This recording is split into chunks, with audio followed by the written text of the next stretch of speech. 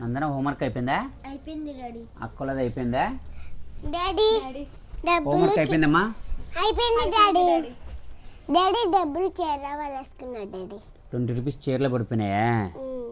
Okay, మీరే కొనుక్కోండి. Okay daddy చెప్పమ్మా. డబ్బులు ఎవరు కనిపెట్టారు? డబ్బులు ఎవరు కనిపెట్టారనే డౌటా? మొన్న మీకు చూపించే కదా వస్తు మార్పుడే, టమాటా ఉల్లిగడ్డలు ఇవన్నీ కావాల్సినవి ఇచ్చి నాకు కావాల్సినవి తీసుకోవడం, నీకు ఇచ్చి నీ దగ్గర ఉండే వస్తువులు నేను తీసుకెళ్ళడం అనమాట ఇంతకుముందు పాతకాలంలో. దాని తర్వాత నాణ్యాలు వెండి రాగి ఇత్తడి రాజుల కాలంలో. దాని తర్వాత పేపర్ కరెన్సీ మొదటగా చైనాలో కనిపెట్టారు. పేపర్ కరెన్సీకి మొదటగా పేరు పెట్టింది జియాజీ అని పేరు పెట్టారనమాట.